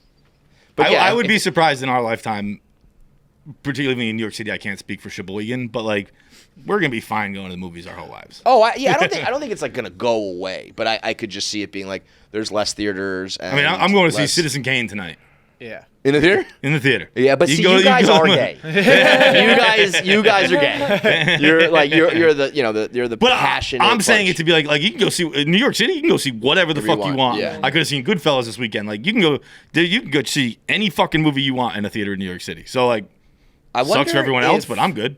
It's like every rule ever changed. Like Yeah, in yeah. the country, it's like things are gonna get pretty hairy down south, but I'll be good. I can go to the movies and get an abortion, and you can buy a gun. I can't really, but I can get an abortion, go to the movies, and we all have our ups and downs. I do wonder, though, if like the true movie theater type executives, whatever that is, the head of AMC and Regal or whoever, are like, we're fine, relax, we're good. Or if they're like, fuck. I'm sure they're like, we got to get people back in the fucking theaters, but like, again, I don't know. If you tell me that, I would guess that college basketball is also a $9 billion a year industry. Never No watched one's it at all. saying college basketball's on the way out. Yeah. You know? Well, and you know what? I wonder if it's. What did you just say? You said. College basketball, $9 billion a year industry. Fuck. What was it? Oh, I had a good point too. It's gone. Nope, it's right there. Oh, it's like music. I think movies and music are going to be like. I'm sure there were people like when CDs died and it went to streaming. Yeah, it all got fucked up, and like what platinum got fucked up, and music certainly changed, but like it didn't get rid of the genre of entertainment. It's the you know same what I thing mean? we're talking about with like what we talk about with AI and stuff like that. We're like, yeah, it's a new technology. Things will change. Things will also stay But the it'll same. be okay. Right? Like, Yeah. I'm sure this is the same fear they had when they started doing talkies. And they're like, Yeah. you're going to have talking people in movies? You're going to ruin movies. Right. Like, Or even just like movies people, are fine. Like I could see people like, oh, you think you can really get like the same emotion from watching a screen as you can reading a book? I was like, yeah, you can. Bro, 15 years ago, the shows we watch, the shows we love, no one could ever make that show. Right. No one could. Shows were 30 episodes long, half hour, or they were Yeah, that's a 30 good episodes point. long. They were hour. Like, it just changes. Yeah. It doesn't go away. I've been like, wow, they used to make 22 episodes a season, but I'm never like, oh, it's only 10 episodes a season. No, it's what it just is. Yeah. entertainment's different, but it's still Sometimes here. I think like with music, like I only need one song to get me through a month. Like I need one really good song, and I'll listen to it all throughout that month, and it will get me through, and I'll be so grateful for that song. And then I get sick of it. Next month, new song. But at the end of the day, like I only need like 12 good songs a year to get me through the year. Kind of same with movies. It's like I don't need all these like giant, like as long You as need you have a Barbenheimer, you Yeah. need a Nolan, like just a couple of That big was, tentpoles. again, when I talk about dumb shit, he said Barbenheimer would have been the same if it released on Netflix. Absolutely Yeah, not. that's a good no point. fucking world. But I do think like Barbenheimer for me was like Clem and Robbie like hit me up and they were like, we're gonna bring our girls and go to the theater, and I was like, okay, like that was enough for me to be like, this has become a like social event for me. Yeah. You know, but you can't like that. You can't even count on that like And it's also maybe just ever like, again. Like that was so rare. You know like what I mean? every movie I go to is a social event, but that's also like I just have friends who like movies. Yeah, But like I think for the average person, it's a little less than that. You know Yeah. what But I I mean? think that's like an interesting point is I don't even know if the movie theaters are like have changed their advertising. Like that is a new modern way to get people to the theaters. Like you have a rivalry, you have like a complete TikTok trends, like people going and like dressing up, whatever. That gets people to the movie theaters. Other than that, like just advertising for a movie like normal, how they always have for the past 15 years, like that doesn't work anymore. That doesn't Yeah. get people to the theaters. So it's kind of like they tried the that's- popcorn buckets. They do try. yeah, they things. do try, try yeah. things, but like I haven't seen a Barbenheimer necessarily since there was like the other. I forget there was one similar to I it. mean, but I just don't think any movie, like in a weird way, you got to have the balls to do that because other people are like, I'm not going to go up against Christopher Nolan. Right. And they were like, well, and Christopher Nolan's going, fuck, I don't want to go up against Barbie. But they're like two that like can. Yeah. Where it's counterintuitive, but you have to really have the goods. You have to know your movie is fucking awesome, or in Barbie's case, popular. But then Should we have that fight again on the way out? Get Caroline in here. I think it's almost like better to like link up with a rival. You know? Yeah. That's also I think a lot of these. I mean, you're just mergers describing happen. Boxing now, like Yeah, sports. right, Like, right. You turn it- Someone's yeah. got a fucking. There's got to be a storyline. Like, and yeah, a I'll take rival. that fight. Yeah. And I think some the mergers are an example of that. It's like you would think that like Spotify and Apple like hate each other, and it's like I think they're behind the scenes like we need to make our industry better than the other one. So like let's work together and all that sort of shit. So it'll get creative and they'll keep trying, and I think it'll be fine. It's just a matter. I think these it are also storylines. it relies on creative people. Yeah. So the answers Yeah. will be good. The answers will be creative. Right. You know, like it relies on creative people going, you want to keep doing your thing? Better fucking get creative about it. You know what and would people will. also work? I just don't know who would do this in the right mind or if it's even possible. But if Christopher Nolan was like, none of my movies will ever be on television. I would bet he does that. He met already with he's the head of the Directors Guild of Who did? America. Christopher Nolan? Nolan. Yeah, I think he like went into Netflix. I would today or bet something like Yeah. the big neck Like- directors are going no. No. Yeah. I go into theaters. And now for the next generation, who knows if they'll still have the same clout? But like, I would guess Nolan, Tarantino, But- they're going. but they- I'm not they- going on streaming. Ever? Yes, Scorsese already did. Because I do Couple think So that the a big price could part, be right, but Yeah. like I think a big part of their industry and their money and everything was like DVD sales, and that's just like the new version of that. Yeah. So like I don't think there was.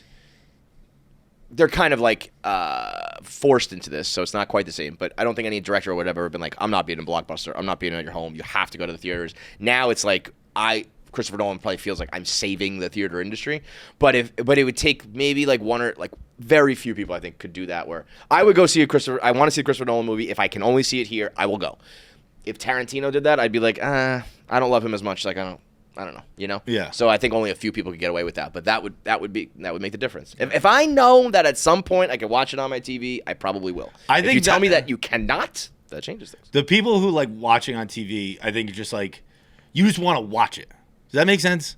You Like, wanna just wanna- experience it? You want to be able to participate in the cultural conversation. Yes. Whereas like You when wanna I watch watch it, the- I want to see the stuff. Yes. I don't want to just talk about it. I want to like be like, oh, we fucking did that. Yeah, that's what I said, you're But getting- like people of us are like extremely. I mean, people like us are like people who make stuff. So like, there's not a lot of us. But isn't everything you're saying pointing towards they're gonna just charge a fuck ton?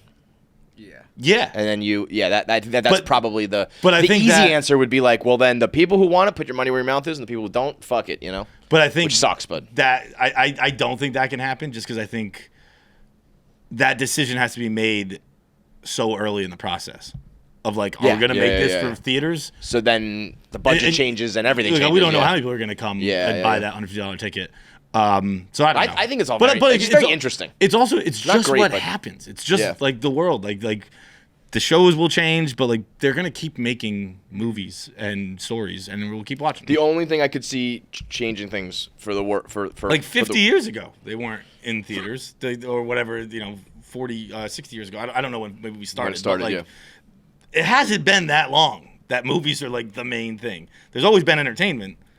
We'll just find new ways to do it. I could see a world where, like, if you're growing up now, there's probably a lot. I don't know. Maybe I'm talking out of my ass. I was gonna say that like young people now, if you're being like born now, like my kids, I don't think are gonna go fuck about the big Right. screen. You know. So when you guys are dead, it might be over. I They think might just be that's like, also there's no just, one like, left who cares about this. the you know? plight- 60-year-olds are not going to the movie theaters. They're Right. just not. Yeah. That's it's like also like the plight of a human is like the world worked the way it worked when I was a kid the entire time. Yes. It's just not how it works. not how it goes. It's not how it went. I've always thought about like in Devil Wears Prada how she's like, I'm just like one stomach bug away from like my goal weight. Like I think it's like one COVID away from like being completely dead. Yeah, yeah, yeah, yeah. It's like streaming is You're hanging on by a thread. Yeah. But It's bad for you guys, but it's I think all very I fascinating. honestly think it's good for us. Like I Or, think yeah, it's, it might be. It actually, I think again, it's might bad for like spark what the- I want the world to be, but I think it's good for people who are creating content. Oh, yeah. But I could also see a world where it's like maybe this is good for the people who love theaters because it's enough controversy that It's almost like what I think about how Taylor Swift really came about when Scooter Braun fucked her. Yeah. Shane Gillis losing SNL was the But best thing that ever happened to him. Like everyone maybe always the says bad that shit about is, Taylor. Taylor only started when Kanye said she sucks. Taylor only started when Scooter stole her music. Taylor's been around. No, I didn't say started, but I think that her fans became when they felt like we have to fight. No, for I this. think Kanye was way before that. Either way, like Yeah. a controversy that made it be like we need to ride for this girl. Maybe this is going to be like we need to put on for movie theaters if it's going to work and rally the people. But it's all the media landscape is very interesting. Very cool. I need somebody to explain to me why TV movie theaters are not a thing. TV movie theaters. TV Just like theaters. watching TV shows.